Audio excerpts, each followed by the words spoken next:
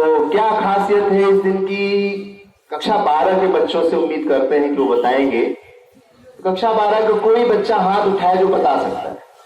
हाँ, बहुत सारे बच्चों ने हाथ उठाया है। बताइए आप, क्या है आज? हिंदी दिवस। क्या है आज? हिंदी दिवस। क्या है आज? हिंदी दिवस। क्या है आज? हिंदी दिवस। क्या तारीख है आज? 14 क्या तारीख है आज? 14 सितंबर। 14 सितंबर। याद रहेगी, भूलना नहीं है। 14 सितंबर हिंदी दिवस।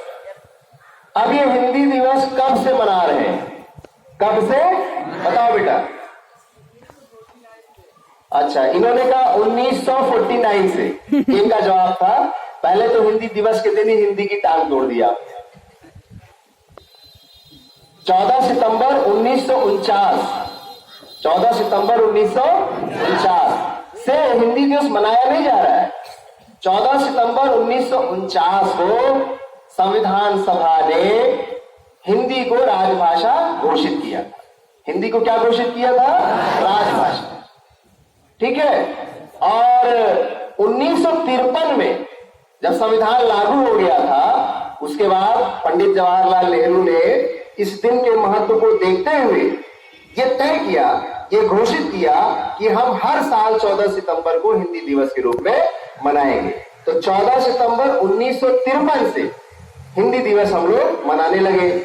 अब मनाते क्यों है? मनाते इसलिए है कि पूरे विश्व में सबसे ज्यादा भाषा बोले जाने वाली अगर कोई भाषा है तो वो चाइनीज है, चीनी भाषा। करीब 150 करोड़ लोग उसे बोलते हैं। और हिंदी भाषा दूसरे नंबर पर है पूरे विश्व में। पर फिर भी हिंदी बोलने में हमको अपमान महसूस होता है। क्या महसूस होता है? अपमान। और इसलिए हिंदी को विश्व पटल पे रख सके, हिंदी का विकास कर सके, हिंदी को उत्तरोत्तर उसका विकास हो, इसलिए 14 सितंबर को हिंदी दिवस मनाते हैं। आज हमें महेंद्र जी हमारे शिक्षक साथी हैं, उनके साथ आते हुए एक ज्ञान प्राप्त हुआ, आपके साथ शेयर करना चाहता हूं। बड़ा इंटरेस्टेड रहा, इसलिए मैं रोक नहीं पा रहा। 1945 जब आया, कब? 1945। देश हमारा कब आजाद हुआ? 1947। 1945 में ही अंग्रेजों ने तय कर लिया था कि अब भारत को छोड़ देंगे। अब भारत को हम कंट्रोल में नहीं रह सकते, क्योंकि द्वितीय विश्व युद्ध उसी समय खत्म हुआ था और ब्रिटेन यानी जो अंग्रेजों का देश है वो बिल्कुल जर्जर हो गया था। उसकी आर्थिक हालत, सामाजिक हालत बहुत खराब थी। तो अंग्रेजों ने तय किया कि अब हम भारत को अपने नियंत्रण में नहीं रख पाएंगे, बड़ा खर्चा उठाना पड़ता है। और हिंदुस्तानियों में स्वतंत्रता की लौ जग गई थी, उन्होंने टैक्स देना बंद कर दिया। हिंदुस्तानी अंग्रेजों को टैक्स देना बंद कर दिए थे, खर्चा नहीं चल रहा था। द्वितीय विश्व युद्ध में भद्द पिट गई थी पूरी तरह से अंग्रेज धरातल पर। तो अंग्रेजों ने कहा अब हम देश को, भारत को नियंत्रण में नहीं रख पाएंगे। बड़े काम की बात बता रहा हूं, क्योंकि विश्व से बहुत सारी बातें और हम लोगों से बहुत सारी बातें छुपाई गई। ब्रिटेन की संसद ने अमेरिका को चिट्ठी लिखी, अमेरिका के राष्ट्रपति को चिट्ठी लिखी कि भारत को अब हम बहुत दिन अपने नियंत्रण में नहीं रख पाएंगे। सन 1945 की बात है, ये हिंदी दिवस से रिलेटेड है, इसलिए बात रख रहा हूं। तो अमेरिका उसमें विश्व का सुपर पावर हो गया था, क्योंकि उसने परमाणु बम का पहली बार प्रदर्शन किया था, प्रयोग किया था। तो अमेरिका के राष्ट्रपति ने इंग्लैंड को चिट्ठी लिखी वापस जवाब में। जब इंग्लैंड ने कहा कि हम भारत को नियंत्रण में नहीं रह सकते, भारत को हम आजाद करने जा रहे हैं, ऐसी सूचना इंग्लैंड ने अमेरिका को दी। अमेरिका के राष्ट्रपति ने वापस एक चिट्ठी लिखी, और इस चिट्ठी में क्या लिखा जानते हैं अमेरिका के राष्ट्रपति ने? कि ठीक है, आपकी स्थिति खराब है, आप आर्थिक रूप से, सामाजिक रूप से बहुत गड़बड़ हो गए हैं, अब आप भारत को बहुत दिनों तक नियंत्रण में नहीं रह सकते, ठीक है, स्वतंत्र कर दीजिए। लेकिन स्वतंत्रता देने से पहले ये इंतजाम कर लीजिए कि भारत पश्चिमी देशों के साथ ही रहे, पश्चिमी कटोरे में ही रहे, ये पश्चिमी देशों से छिटक कर न जाने पाए। ऐसी व्यवस्था करके वहां से हटिए कि भारत पश्चिमी देशों की सोच के अनुसार ही रहे। तब 1945 से 1947 तक ऐसी ऐसी शर्तें बनाई गई, ऐसे कायदे बनाए गए कि भारत को स्वतंत्र तो कर दिया गया, पर ऐसे ढंग से स्वतंत्रता दी गई कि हम पश्चिम की मानसिकता में बंधे रहे। और उसी मानसिकता का नतीजा है कि हम विश्व पटल पर जब कहीं जाते थे तो हिंदी में भाषण देने में, हिंदी में बोलने में संकोच कर देते, हीन भावना लाते थे। इसी के साथ एक घटना और है। 1918 में महात्मा गांधी ने तय कर लिया था कि आज के बाद मैं अंग्रेजी नहीं बोलूंगा।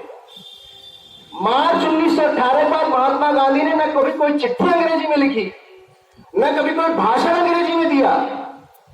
और यहां हिंदुस्तान की धरती पर नहीं, विदेश की धरती पे भी जब वो बाहर भी जाते थे तो मार्च 1918 के बाद महात्मा गांधी ने कभी अंग्रेजी नहीं बोली। और जब ब्रिटेन जाते थे विदेश में तो अंग्रेजों से बातचीत करते थे तो वो हिंदी में बात करते थे। तो अंग्रेज कहते थे आप अंग्रेजी जानते हैं? तो उन्होंने कहा नहीं नहीं, मैं अंग्रेजी जानता था, अब भूल गया। ये जवाब देते थे, मैं अंग्रेजी जानता था, अब भूल गया। इस तरह का हिंदी के प्रति महात्मा गांधी का आग्रह था, यानी ऐसी ढिठाई थी जिन चंद लोगों की वजह से हिंदी अपनी विश्व पटल पर अपनी पहचान कायम रख पाई है। ठीक है, ऐसे स्वामी दयानंद सरस्वती थे, ये बातें आज ही मुझे भी जानकारी में आई। स्वामी दयानंद सरस्वती थे, गुजरात के थे, मातृभाषा गुजराती थी, लेकिन उन्होंने आर्य समाज की स्थापना करके हिंदी का जिस तरह से परोपकार किया है वह अतुलनीय है।